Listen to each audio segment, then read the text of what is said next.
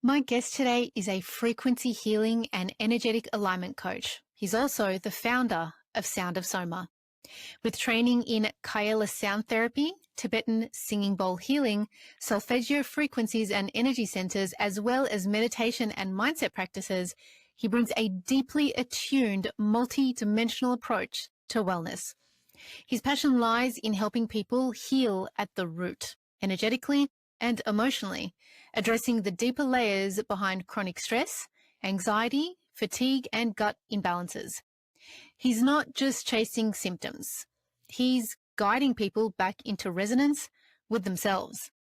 In this episode, we dive into the transformative power of frequency and vibration, how it impacts our health, how it reveals what's really going on beneath our physical symptoms, and the liberation that comes when we stop holding ourselves hostage to old patterns.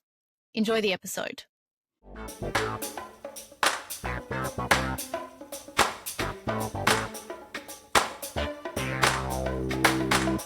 Hello, beautiful humans. Welcome back to another episode of the Skin I'm In podcast. I'm your host, Chanel, and this is the space where real stories meet radical self-discovery. Here, you'll find peace through clarity, purpose through inspiration, and the permission to be your authentic self through the stories of men and women who've walked the path before us. If this show moves you, hit that like button, share it with someone you care about, or subscribe so you never miss an episode. That small but powerful act helps the show grow and brings in the guest you most want to hear from. In return, my promise to you is that I'll keep showing up with the raw, the real, and the conversations that crack us wide open, reminding us we're not alone. So, let's dive in and find the light in the shadows together.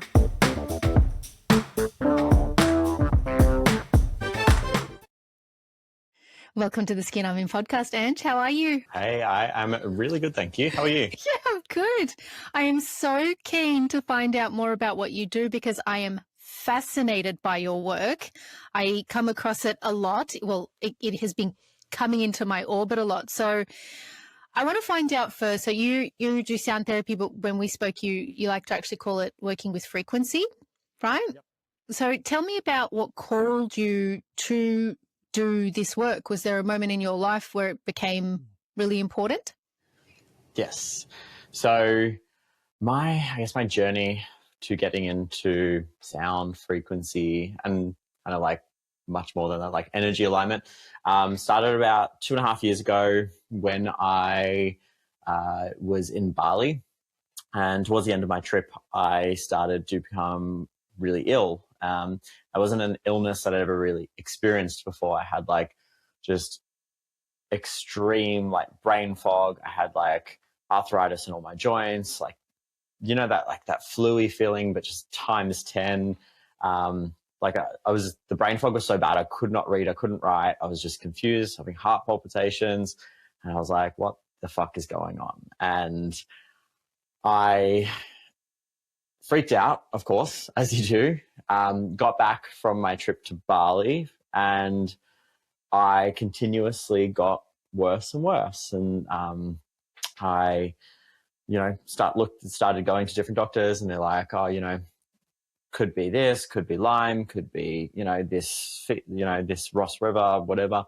So I got tested for all these different viruses and all these different things and nothing came up as positive. And so once I'd had all my bloods done and my bloods looked fine, then I had all the different tests done and the test came up as negative. The doctors kind of stopped looking at me and they stopped really,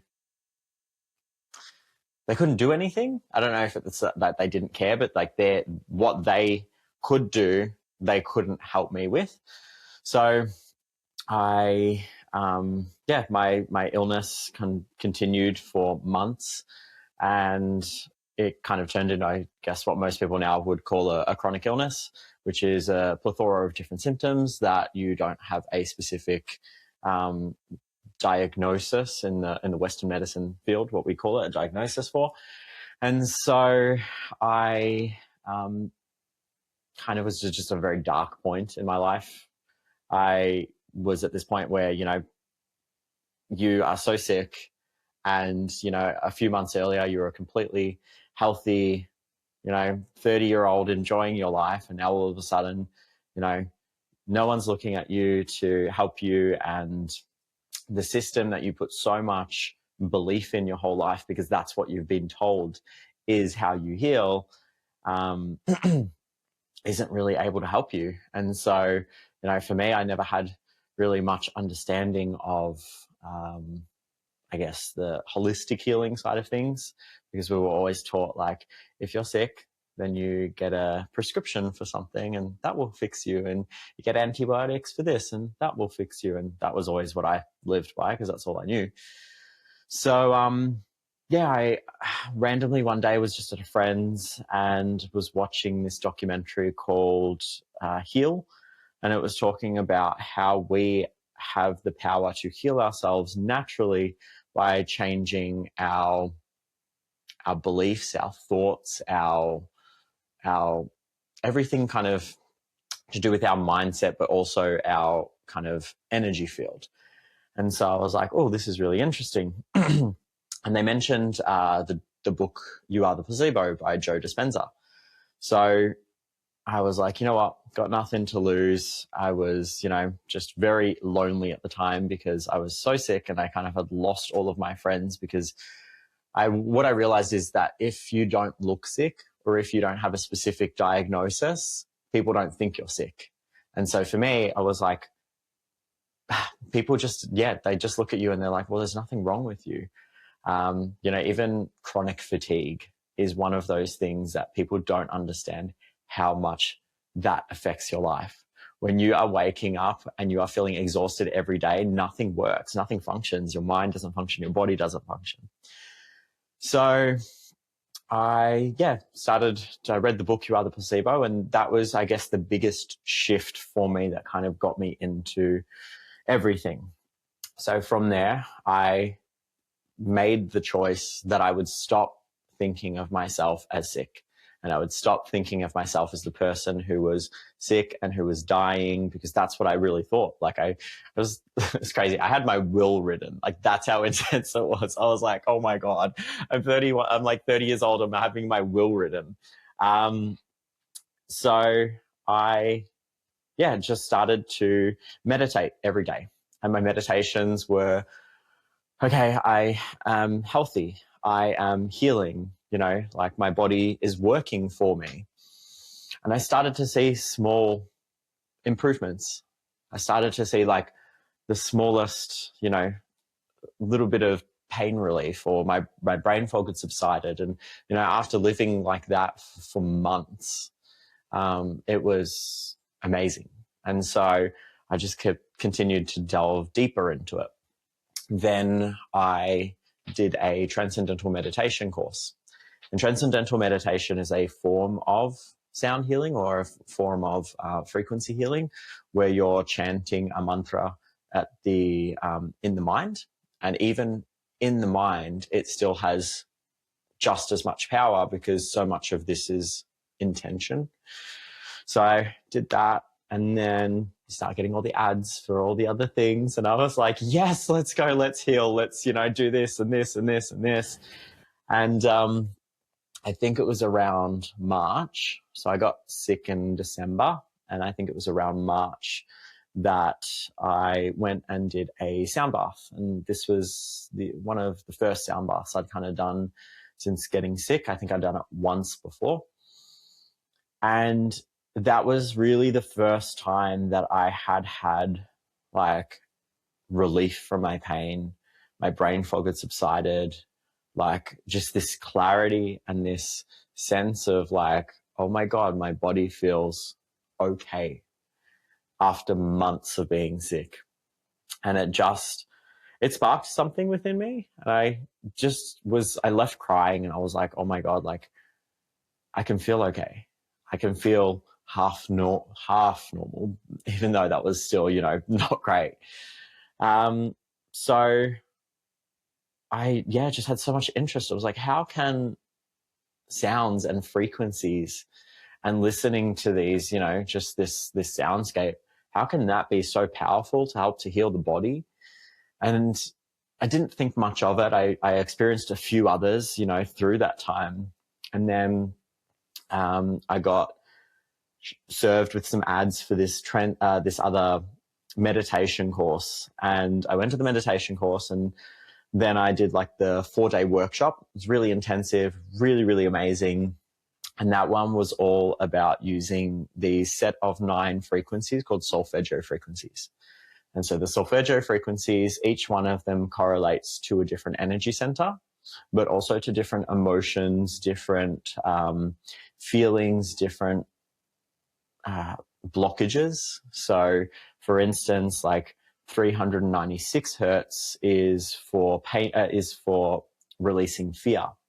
174 hertz can be used for pain relief. And then 528 hertz is a really powerful one, and a lot of people have probably heard of it or seen it, and that's called the miracle tone, and that one's actually been proven to help to regenerate DNA. There's also a study done where when people drink alcohol and they listen to that frequency, it actually reduces the cellular degeneration or the dying of the cells. So if you guys ever drink, listen to 528 hertz afterwards. But yeah, so fascinated. And, you know, my mind is like, you know, I find something and I'm like, this is so cool. Like, this is so interesting. And I have to learn everything about it.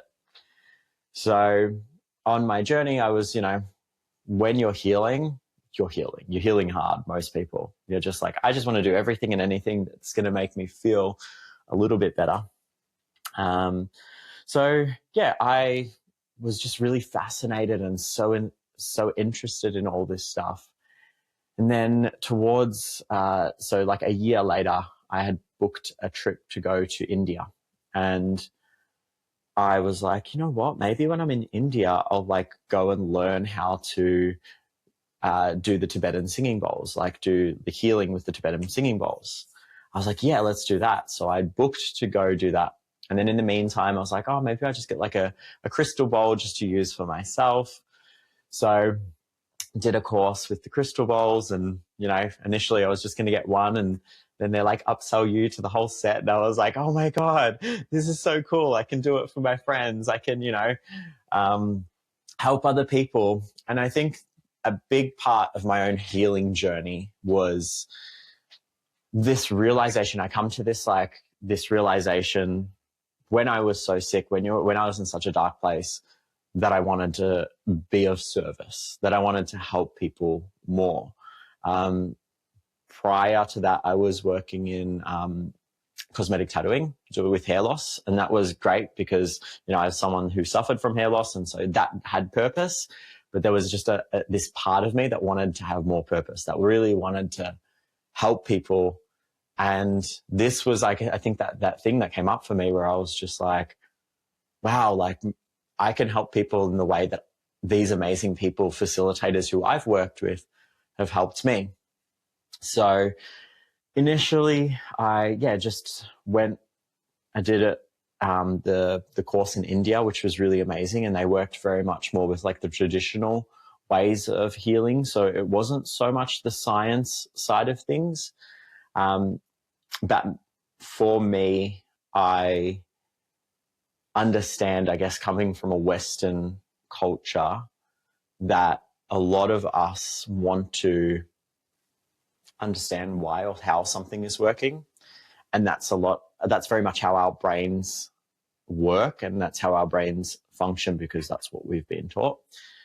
So there's always this desire to like learn more and to see like, how is this actually helping to heal the body? How is this actually, you know, allowing the body to come back into homeostasis, to, you know, relieve your pain, to, you know, change all these things. And that's when I was using the Solfeggio frequencies, listening to them every day. And I just started to get, better and better. And like, I'm really, really grateful, and I'm really lucky that, you know, my chronic illness was pretty much fully healed after about a year and a half. I had a lot of relief after probably about 10 months where I was like good, but I was still having to be very careful about the things that I did. But after about a year and a half, I could say Like, I don't have chronic illness and I don't have any of the symptoms.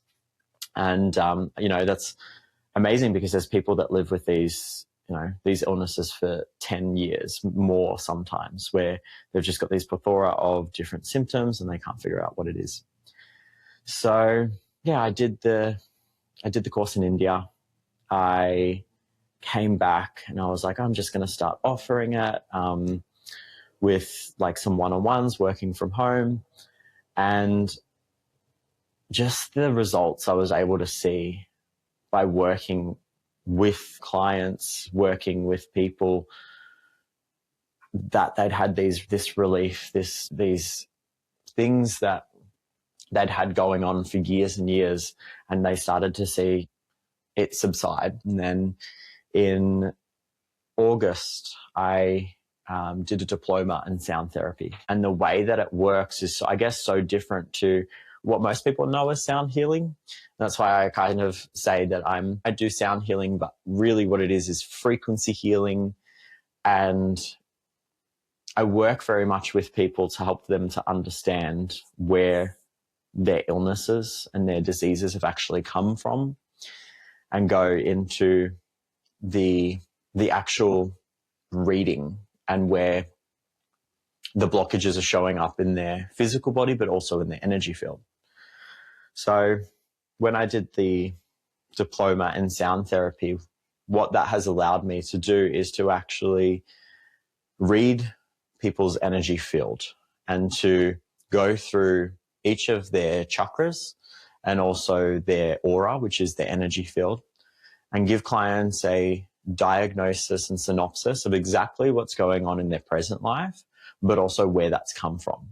So if there is a blockage in a certain part of the chakra system, and one chakra is overactive and it's misaligned to the left, that gives you a specific emotional correlation and what that is to do with. Maybe it's to do with a male or a female figure, what you're feeling at the moment. And each of these chakras represents different emotions, but also different parts of the body. So when you're working with the heart chakra, that's to do with love, compassion, loss, and grief. So if you have anything that's going on in your life that's sort of affecting that, and you're feeling unloved, you're feeling maybe you've lost someone close to you, what happens is that the energy that's being transmitted into the body through the heart chakra, I think of each of the chakras as like a funnel, and they go into the body and it sends information into the body as to how the body should be receiving and showing up with that information. And then it connects to like a plexus of nerves, and that plexus of nerves connects to the organs in that area. So if you have issues with, you've lost someone that you love and you're feeling that heartbreak, and there's a signal in the energy field that affects your heart, and that affects all the organs in that area. It affects your heart, your lungs, all the muscles, your arms, your hands. So when I started to understand that, and I started to understand, oh wow, like it's also connected. It's also like, intelligent, like the intelligence of the body and the energy field and how it's all connected. So yeah, what that allows me to do with that one-on-one reading is to actually pick up the imbalances within the chakra system, and then the aura. And then the aura is actually where things have come from. So the layers of the aura that I work in is the etheric layer, which is the closest to the physical body. And that one is the blueprint for the physical body. So the chakras take the information in from the etheric, and that is pretty much what's signaling the body to be healthy or unwell. Then we've got the emotional layer, which is the second one out. That holds on to your emotions, that holds on to how you react, how you show up in life. Then there's the mental layer, that's your beliefs, your thoughts, your patterns, your paradigms. And then there's the astral layer. And this is the one where I really start to get the most shifts and healing in most people, because what happens is often when we're trying to heal, we're addressing the physical body and we're addressing the mind. And so if you think of the mind is pretty much gathering all the information from the emotional and the mental layers. So all the things that are going on in your life have happened in your field before they've happened in your life.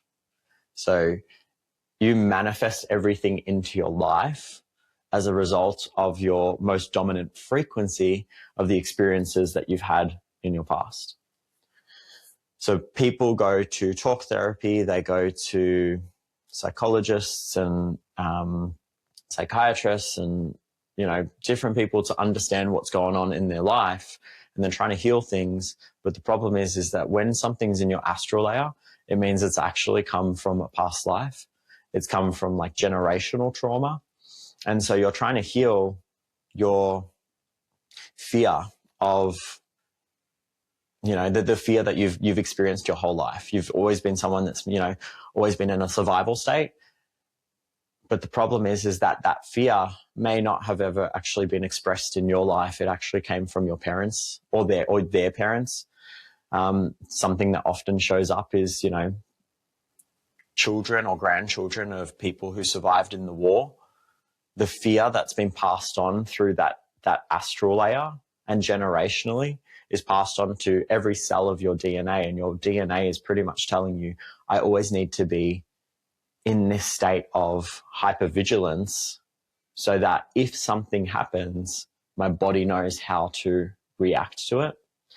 So when we work in the astral layer and we pick up the blockages within the astral layer and use specific frequencies to clear them, then all of a sudden people are like, holy shit, this one thing that like I've been experiencing my entire life has now just completely disappeared from my life, because I no longer hold the energetic resonance, the blockage within my field that's telling me that that's how I need to stay in order to survive. So yeah, since learning that therapy has absolutely changed and shifted everything for me and my clients. And it's also just, I work so differently now and help people to understand. And I think that's the biggest thing of what I'm doing when I'm working with my clients is I'm not just doing a session and saying, okay, cool, you're off you go, is I'm actually helping people to understand where these things have come from and how they can start to make different choices and different shifts within their life to get results faster. Because for me, I didn't heal by just doing, this therapy and that therapy and that therapy. I healed by understanding the physical body, how that holds on to trauma. I understood how the mindset keeps you in a state of survival because you're always perceiving threats.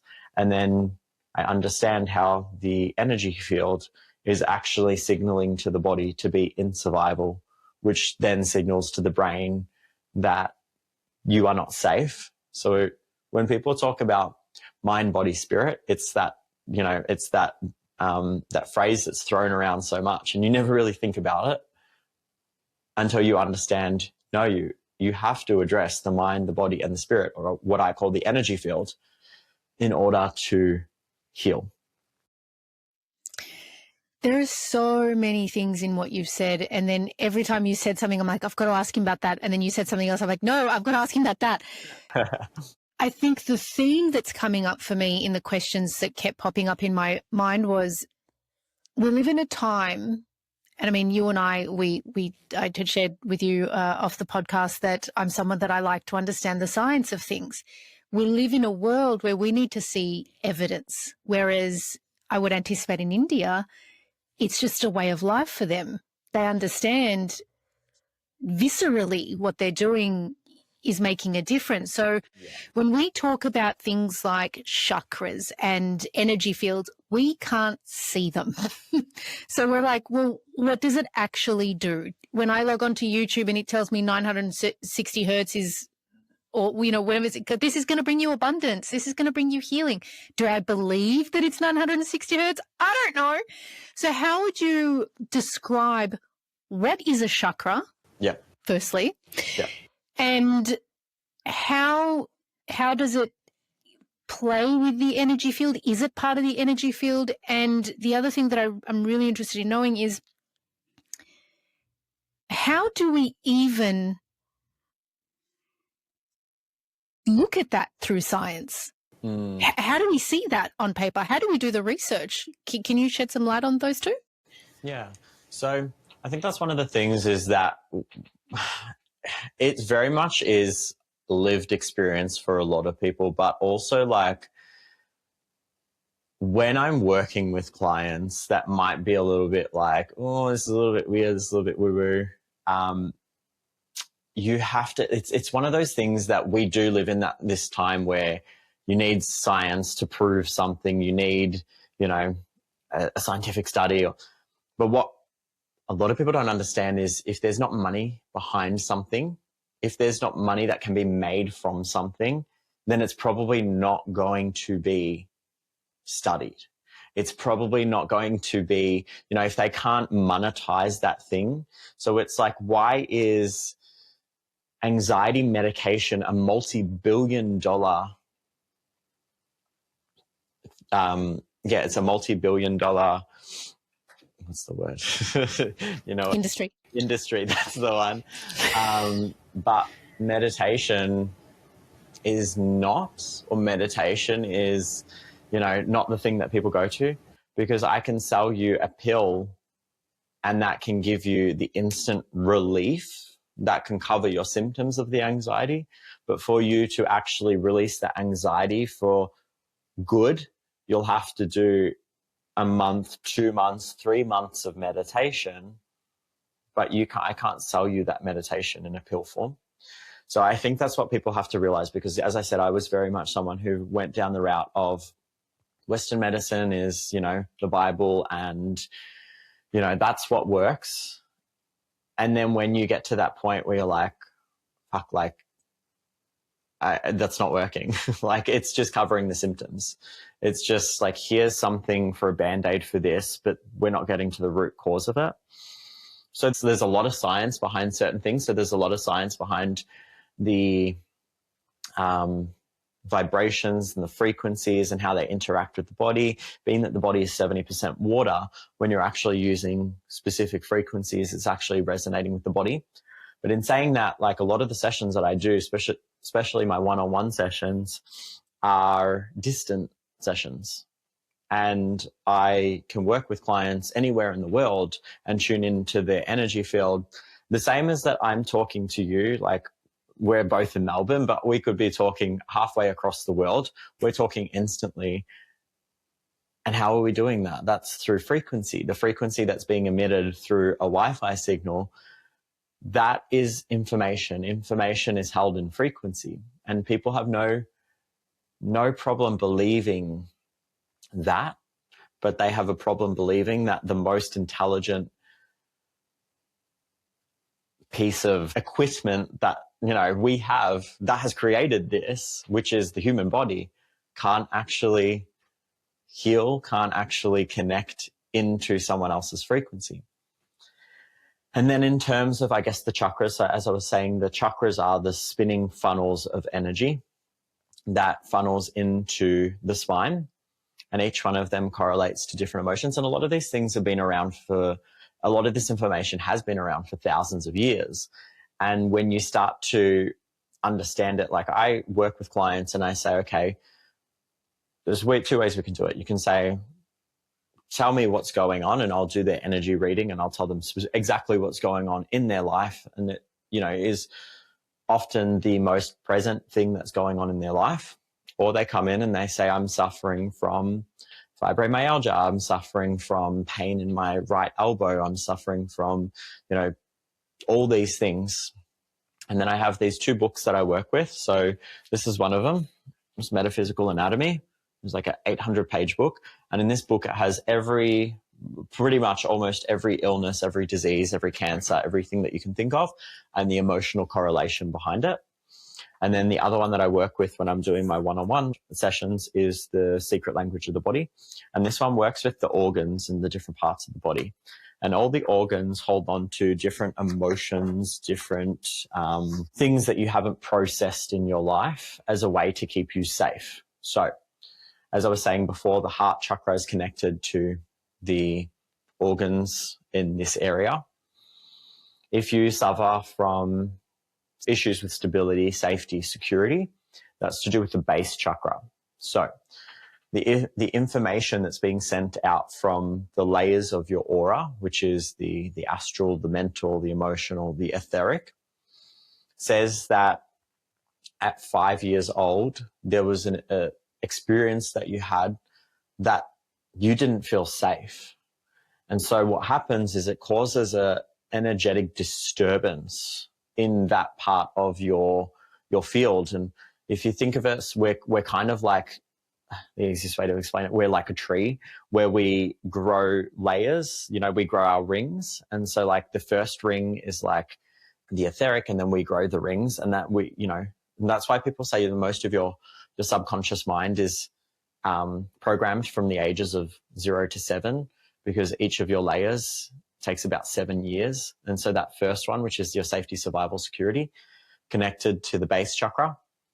Base chakra is the lowest part of your spine, and then your legs, your lower back. So if people are ever having issues with safety, security, survival, so maybe you're moving houses, maybe you're struggling with finances, maybe you don't feel safe, it's probably going to show up in that part of your body. It's going to show up in your lower back. It's going to show up in your legs. So you're going to have issues.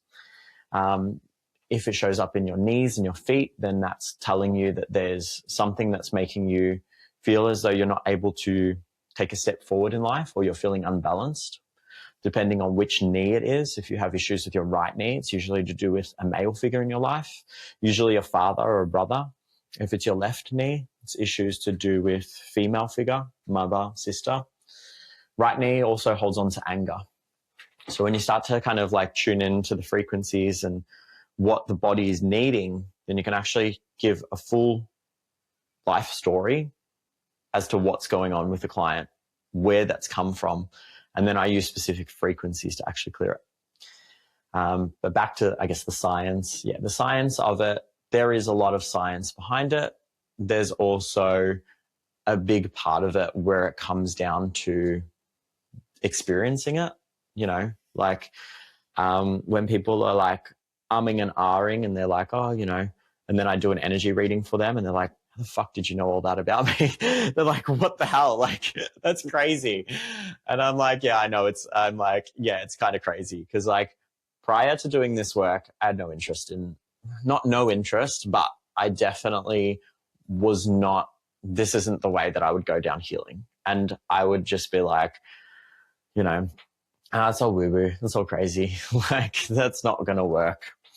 But the more that you understand it, the more that you experience it,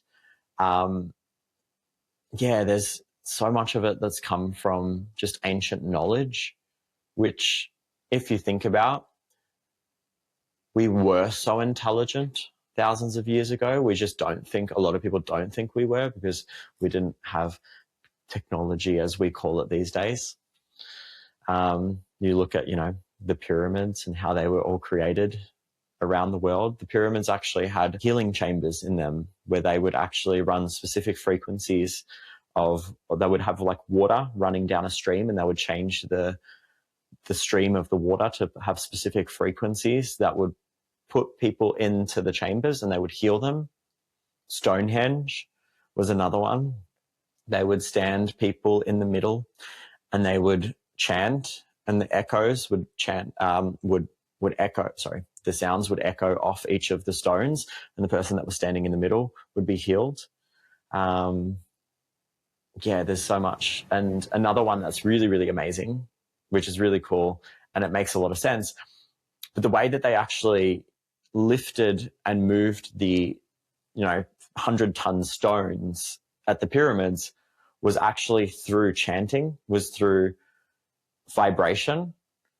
When have you ever seen those cars that have like these massive subwoofers and people sit in them and they turn the subwoofer on, their hair is like floating around from the vibrations? No. It's so I'm going to have to check this out. yeah, it's literally just like people go to those like car shows and they have like these cars with these like massive subwoofers, and then people sit in the cars and their hair is just like floating around from all the vibration. Like vibration literally can like move things, like, or even just like if something's vibrating and you see it like jumping around. So that's how they would stand around. They would use sounds and frequencies to levitate objects by using, yeah. And it makes so much sense because you're like, they didn't have cranes, they didn't have all these things, but a lot of this ancient knowledge has been lost, and we need to experience it. And I think that to understand it, because when we go down that route of being like, okay, science, if it's not, proven by science, then it doesn't exist. Then, oh, okay, cool. So we would have just been floating around before they proved that gravity was a thing. Like, so yeah, it's very much, there is a lot of studies that are being done. There are a lot of studies that proves these theories, but there's also a lot of it that hasn't been, and it's just by experiencing. I'm so glad you brought up all the ancient sites, because there are a lot of archaeologists who would disagree with you. What's his name? Zahi Hawass, that called the pyramids in ancient Egypt on Joe Rogan's podcast the national project. And I'm like, what, for hundreds of years they were building one pyramid? Get off your fucking bike. Yeah. But, I think that we've been taught to believe that everything that is possible is outside of ourselves. Mm-hmm. But really, it's all within. And when we connect to those things, the power that we would have as individual human beings, but also as a collective, would be incredible. And if we did that, there are a lot of industries that would suffer greatly by us discovering that about ourselves. Can you imagine if we could self-heal? Can you imagine if we could self-heal? Hospitals, medicine, pharmaceuticals, all in the toilet. So no one profits off of us learning how to self-heal. And it's funny, you're talking about my right knee, the right knee. I'm like, I got all kinds of right knee problems, but I'm like, what's with the right hip? Because my right hip's a massive problem. And I've been looking for so many different healing modalities to be able to, because I know instinctively, I'm like, I know this is A, generational, and B, it's energetic, the stuff that I've got going on that I know that I need to release. The more work I do, the different modalities I try, it's like the next layer that comes off for me. Yeah. And I think to myself, oh, now that's just pointed me into a different direction, much like, you've done so much study and one thing led to the other, and then you're like, and then that thing led to the other. So when you talk about, like you brought up fibromyalgia earlier, what are some of the other things that have been able to shift with some of the clients that you've been working with through sound therapy? So a big one that I work with a lot of my clients with is really just people that are in a survival state, like people that have gone through big shifts, whether that's a divorce, whether that's a loss of a loved one, whether that's an illness. And there's so many things that are showing up for them that you can't put it onto a specific thing. And when your body's in survival state, when your body is just trying to survive, then all it's doing is keeping you in a constant state of fight or flight. And so when you start to understand that fight or flight is the body preparing for a threat, for a perceived threat, thinks that there's a tiger chasing you, it thinks that there's another tribe trying to kill you, because the mind can't actually differentiate between a real threat and a perceived threat. So the problem is that through your life, you have an experience from when you're young that tells you that you're not safe, that tells you that you're not loved, that tells you you're not accepted. And your body starts to react the exact same way as if there's a tiger chasing you, because it can't say, oh, okay, that's just, my mum yelling at me, or that's like an actual tiger that's chasing me.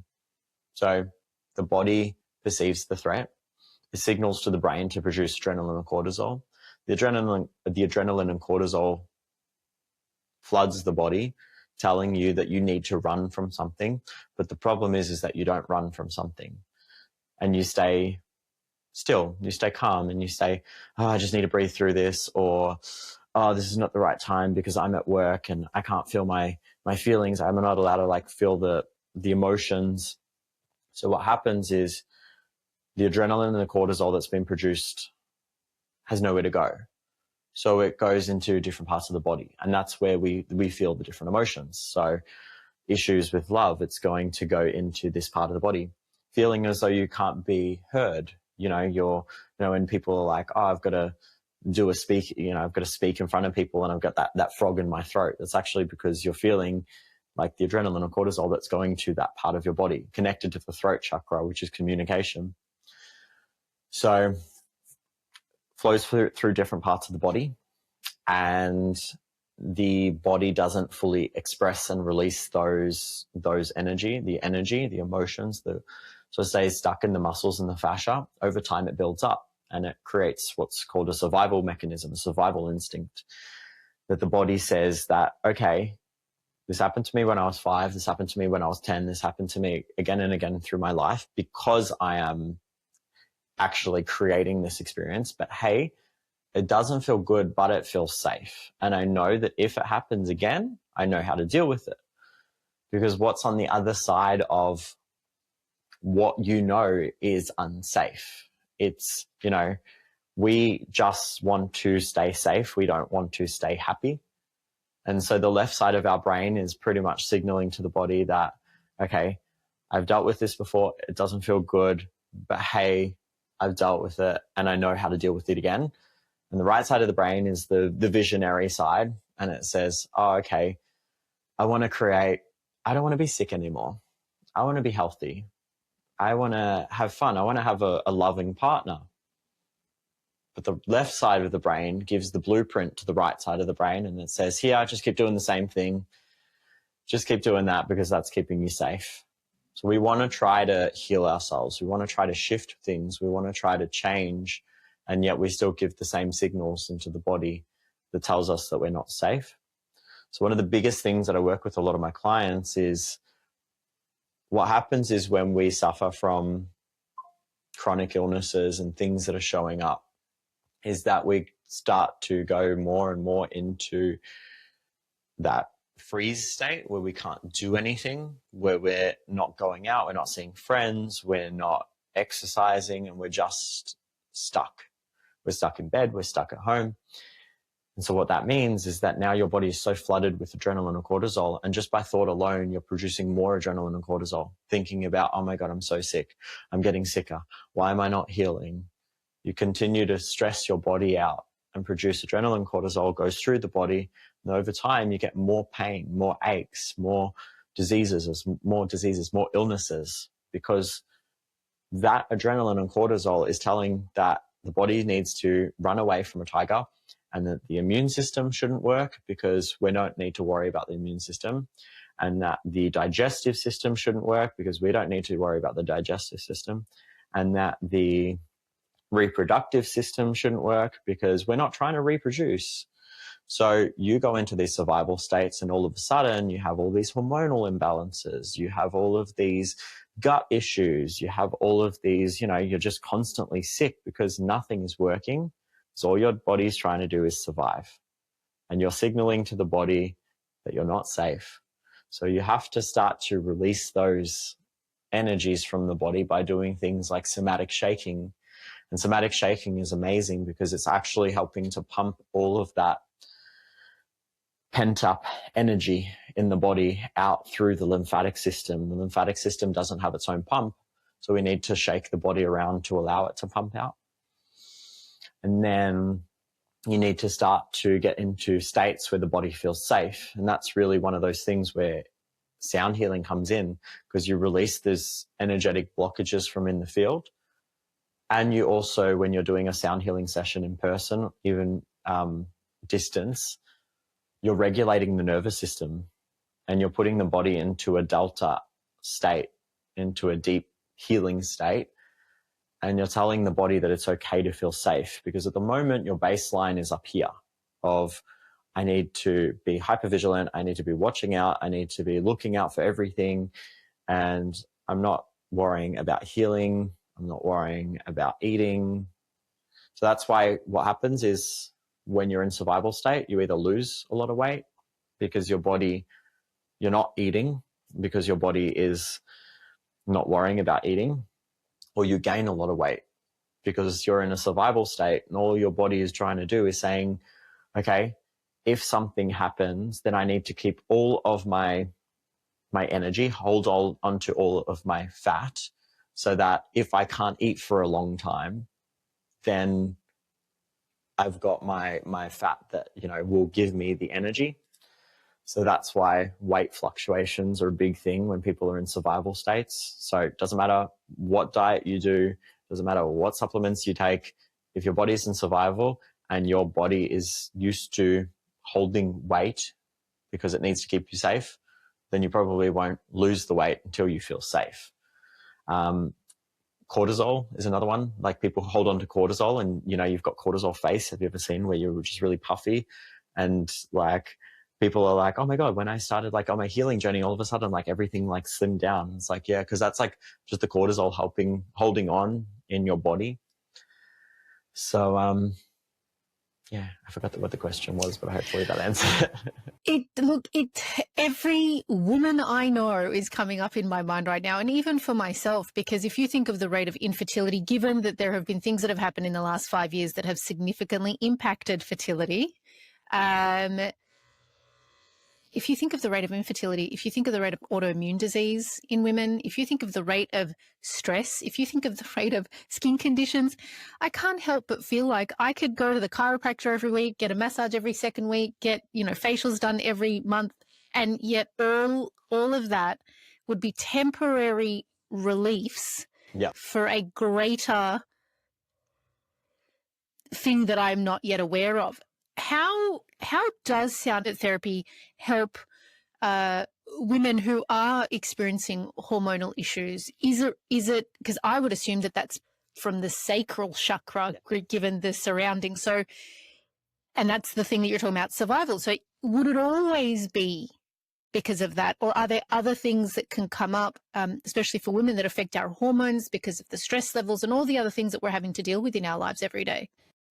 Yeah, look, most of the time it is going to be connected with the sacral chakra. Sacral chakra is based just below the navel, connects to our reproductive organs, connects to our sensuality, sexuality, creativity, and also our emotions. So when people are having hormonal imbalances, it's often tied to that, and it reflects that. In women, I often find that it's reflecting there's a disconnection from their feminine flow, their ability to be feminine.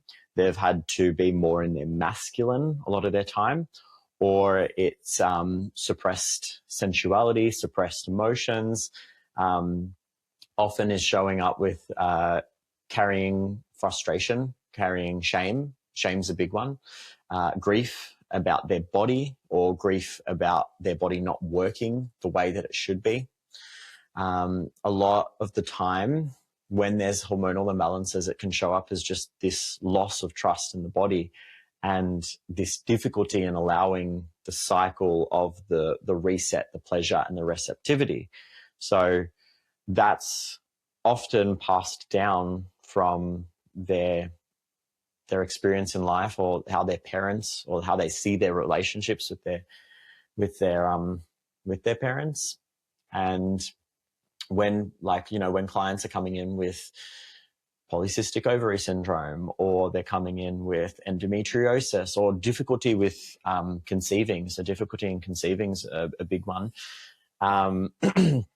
Your body is holding on to your experiences of how you've often experienced men in the past, or how you've seen your mother experience men. And if that was a volatile situation, then your body is holding on to the stress, the hormones, the trauma in them organs, because that's how they are expressing the emotions. And it's telling your body that it's not safe to conceive. It's not safe to bring another child into the world, because the way that you've seen women be treated is not safe.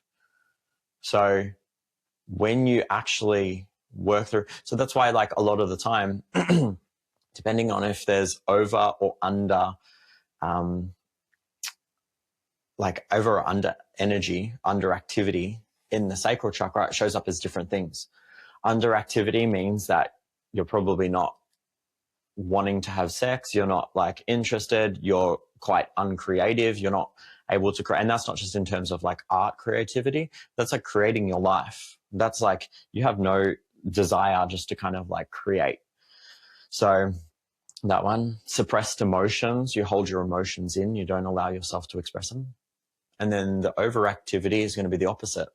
You're going to start to seek external validation, whether that's through sex, whether that's through addictions, alcohol, drugs. You often are overly emotional, can't really hold, or express your emotions in a healthy way. And so that one thing and how you've experienced life, how you've experienced being a female is going to affect that chakra. That chakra then signals to the body how you're going to continue to express life and how you're going to continue to manifest things in life. So that's why a lot of the time I work with clients and we release a blockage from their energy field, and all of a sudden they don't have the physical pain, but then they also don't have the experiences in life. They're not experiencing their relationships in the same way. They're not continuing to attract the same narcissistic partners or cheaters, because all your life you told yourself that I deserve a cheater. I deserve someone who's a narcissist because that's how my parents were and that's all I know. God, that's so many things that I'm just like, oh my goodness, that things that could be literally, I don't know why I'm getting this sense, but things just falling off a person. The shame, the shifting of that would be massive. The ability to be able to create your own life. I feel like a lot of us, men and women, I can only speak from a woman's perspective, but I would think that men and women struggle to be able to create a life that they love because of their conditioning, because of the constraints of their own perspective of self, because of the constraints of their relationship. I know so many people who, especially like over the last 5 years, have changed. So even though they've been married, let's say for the last 10 years, they've become a completely different person. And so how do you maintain a marriage or any relationship when you're a completely different being, especially when you start healing? And I think that's been one of the biggest things in my own journey of who I've become over the last 10 to 12 years, and just how much of a shift there has been. And yet there are obviously still people in my life that I love, like family, that you can't just be like, well, I'm not going to talk to you anymore, that still prefer the old you and try to put you in that box. Yeah. And you're like, I'm not that person anymore, girlfriend. So, I see that a lot in my own life. I see that a lot in the lives of my friends. And so to be able to shift those things would be massive. But again, it comes straight back to what I was saying before of, you could get all the things and the adjustments and the massages and everything, but if you're not dealing with the source, the energetic source, and SOURCE, because I say source a lot, like, hot sauce. But if we're not dealing with the energetic source, it's always going to reoccur. So how can we ever truly heal if we're not willing to look at the things or the parts of ourselves that are really the things that are keeping us stuck, the stuff that we don't want to deal with? A lot of people don't want to deal with, all the shadow work things that I talk about on the show. Yep. I mean, I really get for you why this is, how this has impacted your life. Yep. I would love to know what your guiding, like what your North Star is now for the work that you do. Like, why do you care so much about continuing to do this work? Honestly, I think what you were just talking about is really what it is. I'm not the same person that I've ever been. And I can never be that person again. I look at myself, it's like, I was never sick. I was never ill. all of my experiences in life with whatever, all my traumas in life, to me, I never experienced.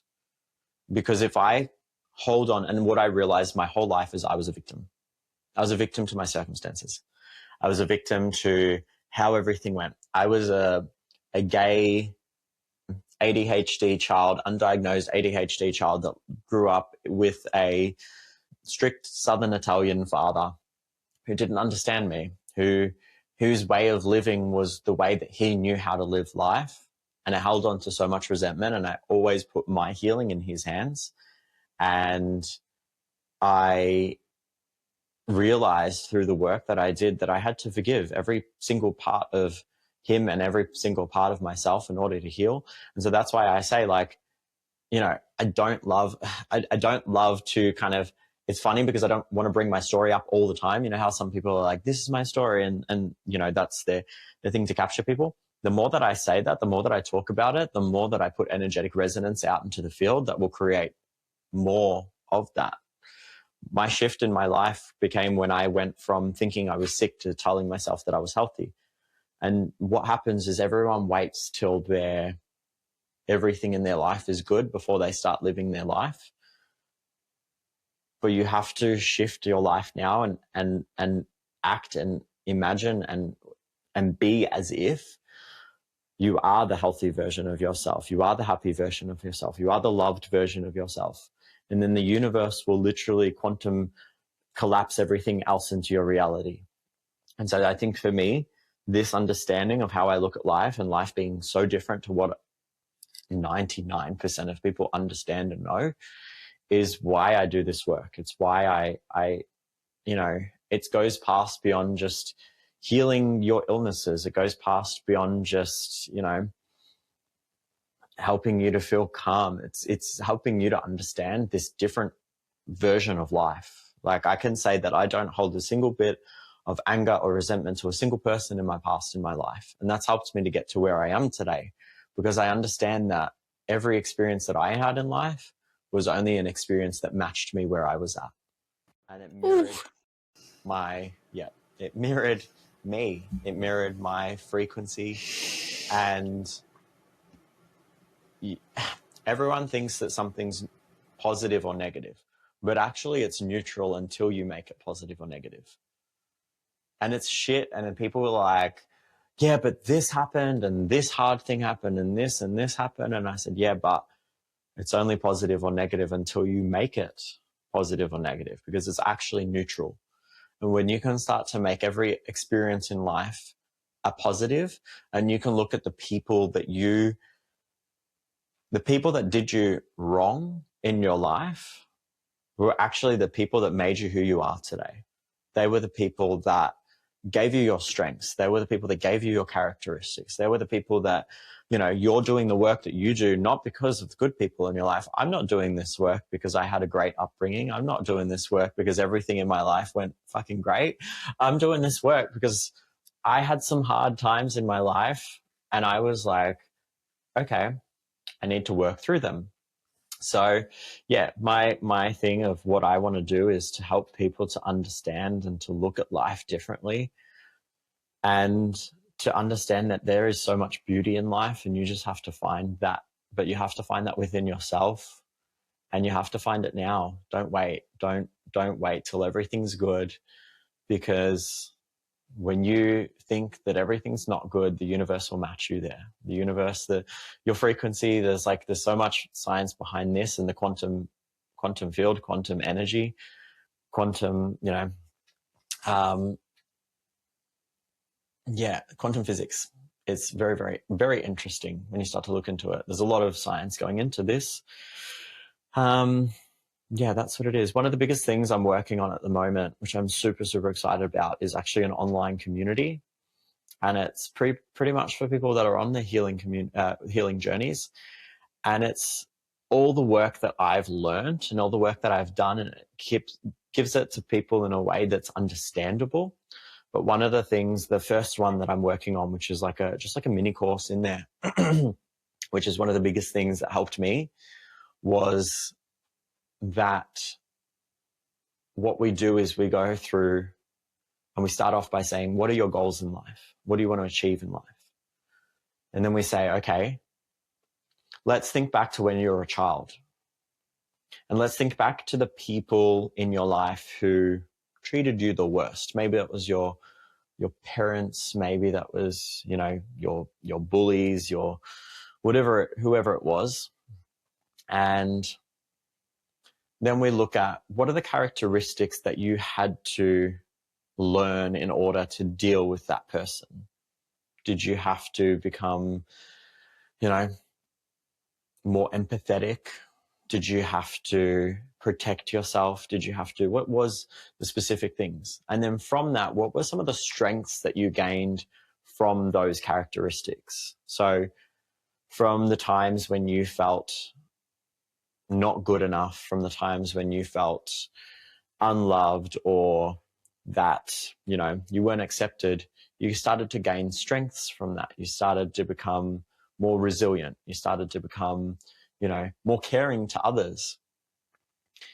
And we go through step by step as to where things have come from, how they show up energetically in the energy field, and how they connect to your toroidal or your aura energy. And then we say, okay, so in order for you to achieve the goals that you want to achieve in life, what are the strengths and characteristics that you need? And you start to write them down, and then you say, okay, so now let's look back, the strengths and characteristics that you gained, where did they come from? Did they come from the times when you were skipping around having a good time? Or did they come from the times when you felt, you know, unloved, when you felt yelled at by your parents or something bad? And so now what you have to do is you actually have to start to forgive them people. And you have to thank those people. Thank those people for who you are today. Because as long as you hold on to the resentment and you hold on to the anger, you drink the poison and hope that they suffer. Of all the things that you know now, what advice would you give your younger self?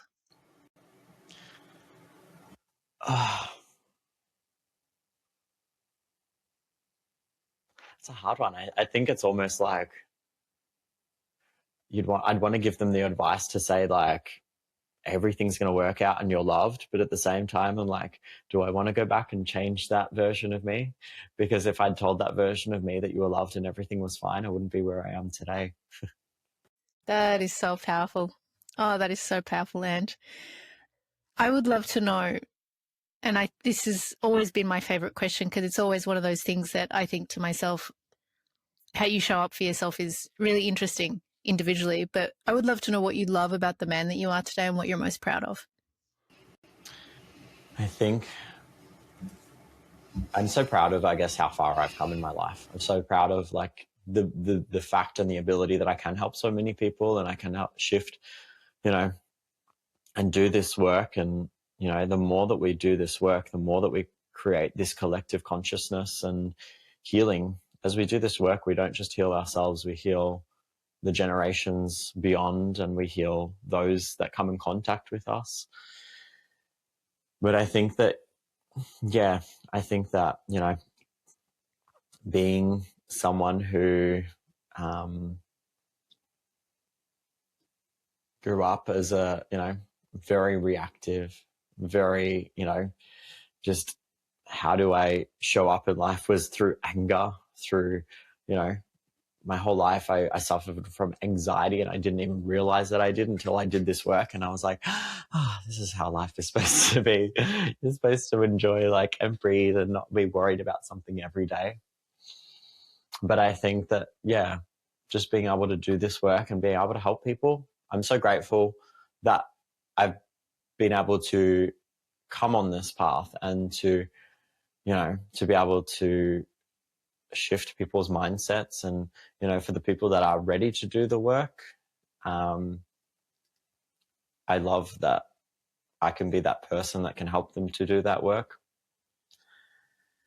I think, yeah, that's really, I think I've come so far. I've come so far. I could never have imagined this for myself 5 years ago. You know, I'm grateful. Like, I'm so grateful for it. I'm so grateful for all of my experiences in life that's brought me to this point. Yeah. I would say that it also takes a lot of commitment to self to do what you're doing, because to be of service is to commit to your own healing so that you can participate and facilitate that for others. So, yeah, that's what I admire about you. And this conversation has been so filling for my cup. I really needed it today after the 24 hours I've had. Please let the listeners know where they can find you and how they can work with you. Sure. So you can find me at www.soundofsoma.com.au. You can also find me on Instagram, Sound of Soma, and you can also find me, and we'll put the link down below, but on my online community, my online school community. I'm not sure when this will be out, if that will be live yet, but otherwise I'll put in a link where people can get notified when that one is up and running. My healing community for others that are on their healing journey and ready to shift in all aspects of their life. Oh my God, that sounds saucy. That kind of saucy. Yeah, I love that. So if you are interested in connecting with Ange, I will include in the episode description and across socials links and ways you can do that. So if you haven't already, head on over Spotify, YouTube, Instagram, Apple Podcasts, and follow the Skin I'm In podcast to be the first to know when new episodes drop. Thank you so much, Ange, for this conversation and for being a guest on the Skin I'm In podcast. Thank you so much for having me. There were so many moments during this conversation where I felt a deep resonance with what Anne shared, especially around the way we speak to ourselves and how energy unacknowledged or unresolved can manifest as dis-ease in the body.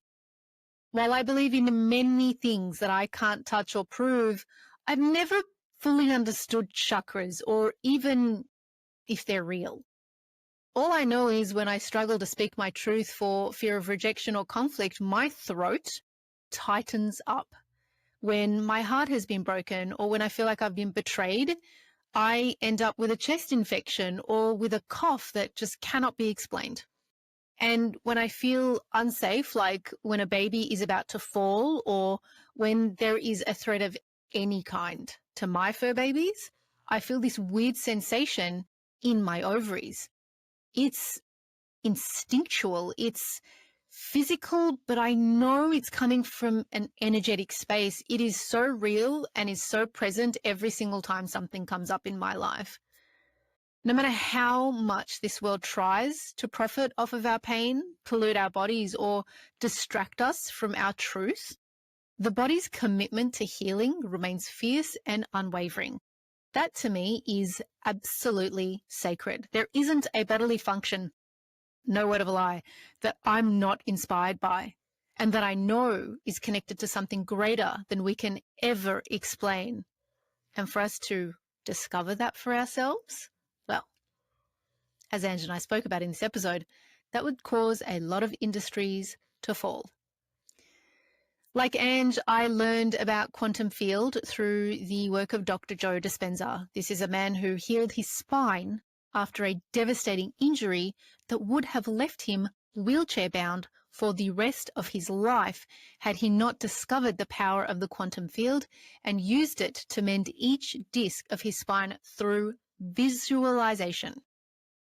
The power of this field is uncapped and untapped, and yet we as a society believe in Wi-Fi being a real thing, but energy healing, that's woo-woo. Like as if you would believe in that. It's so ridiculous. Come on. This conversation highlighted for me my internal dialogue over the last few months and how I was quietly attracting more of the same chaos into my life. I'm tired. I'm grieving. I'm overwhelmed. And I speak those words daily in my head to my friends, whoever will listen. Just yesterday, in a fit of tears, I asked the universe, why do I attract so much stress? But now I see the irony. How could I not? All I talk about is how stressed I am.